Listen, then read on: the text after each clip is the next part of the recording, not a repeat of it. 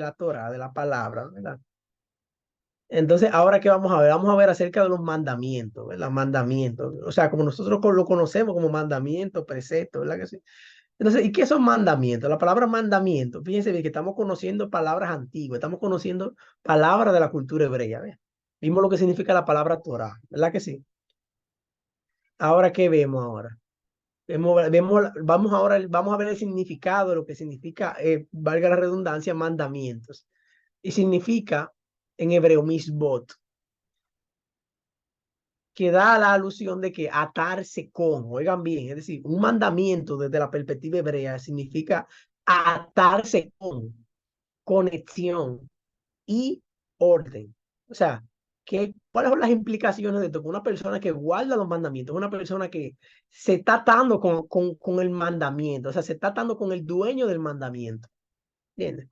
Está creando una conexión con el dueño del mandamiento o con el que estableció el mandamiento. Y está estableciendo, se está poniendo en una posición de orden con aquel, con aquel que, con aquel que propuso el mandamiento. ¿Se están dando cuenta? O sea, eso es lo que significa mandamiento. Un mandamiento no es una obligación, no es una orden, no es algo que es obligado. No, no, no, no, no. O sea, desde la mentalidad hebrea, un mandamiento es una conexión, es atarse, conectarse con. Bien, es ponerse bajo un orden, ponerse bajo el orden establecido. Eso significa misbó, eso significa mandamiento.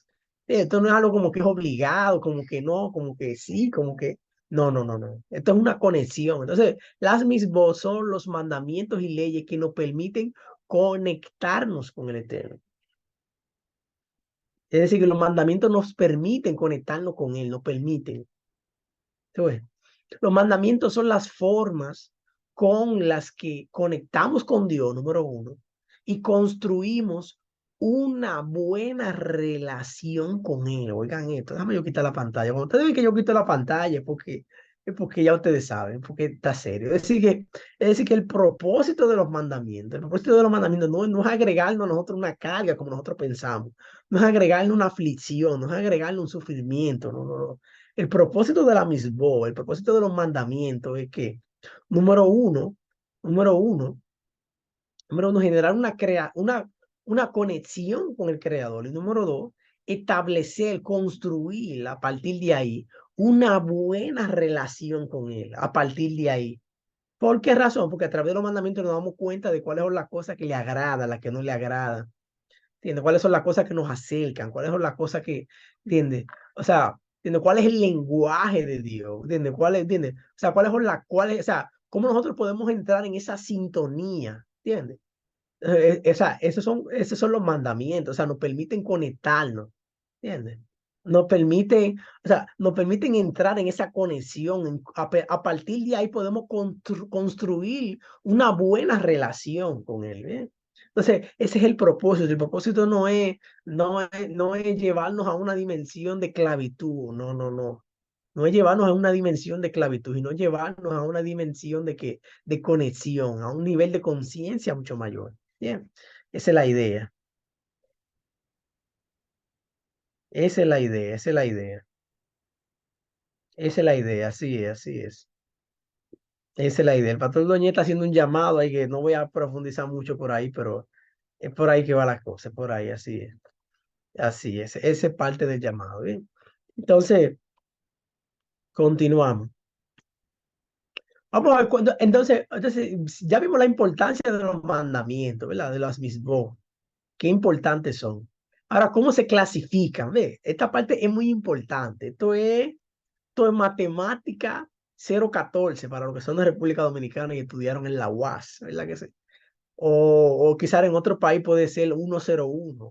Pónganle el nombre que ustedes quieran. El punto es que la clasificación de la misboda, ahora que entendemos su significado, ¿verdad? Tan profundo, debemos de conocer ahora cómo se clasifican ahora.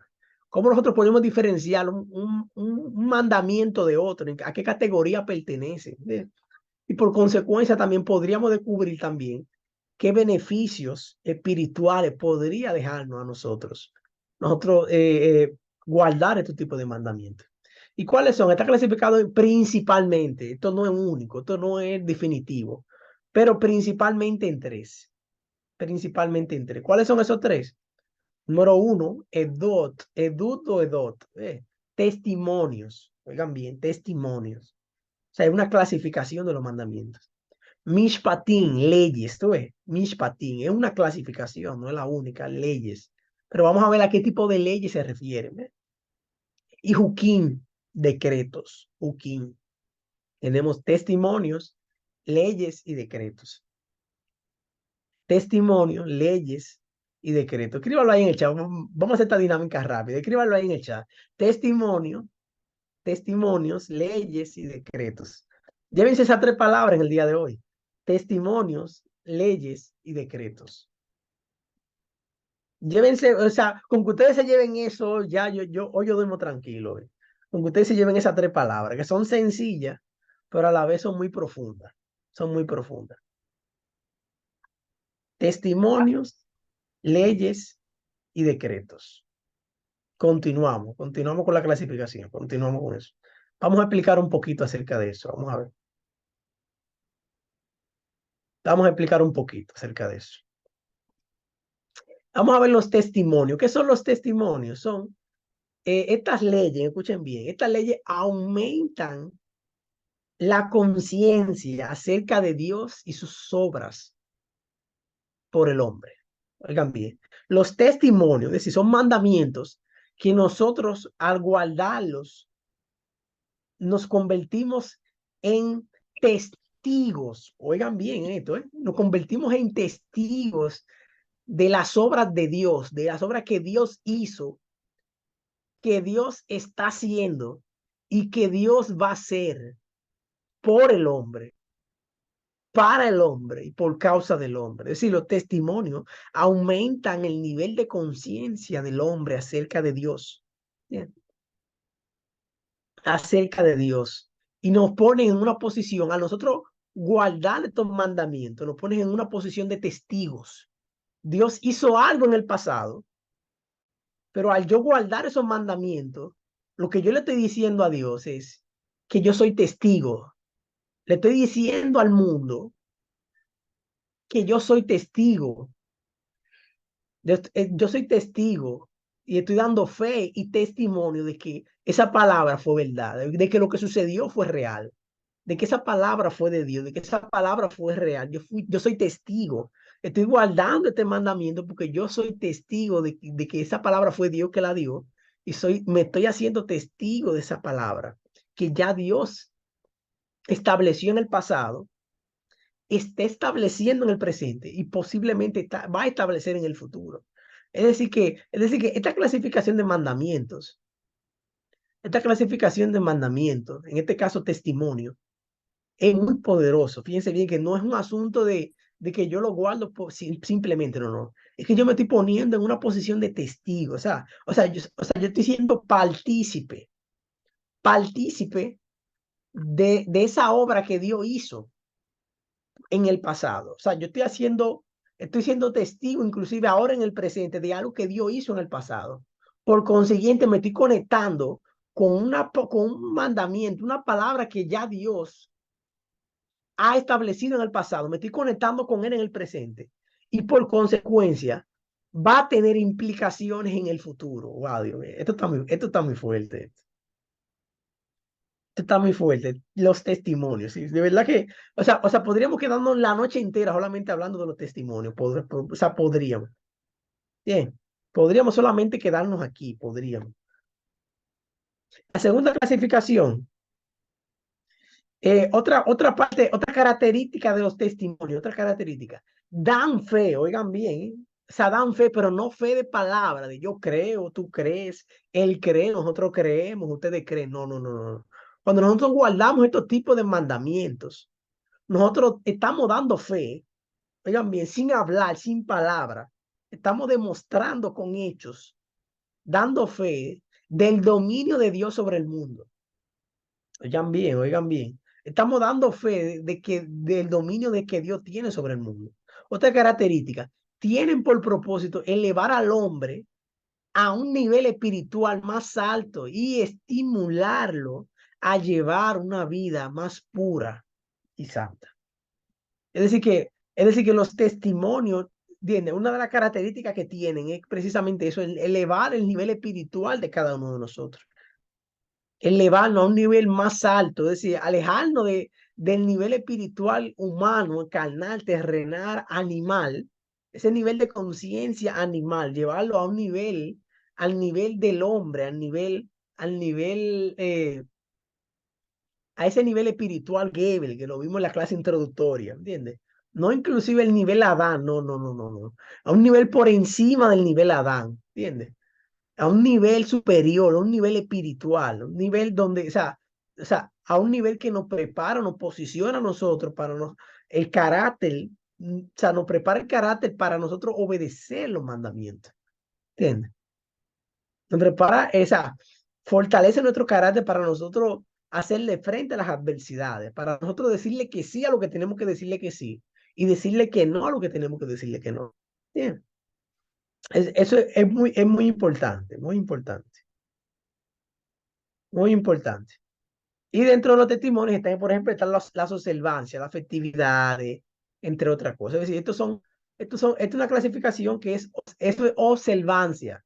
O sea, los testimonios son nada más y nada menos que observancias. Son cosas que nosotros hacemos, no decimos, hacemos. Y al hacerla nos convertimos en testigos. Bien, vamos a la otra clasificación.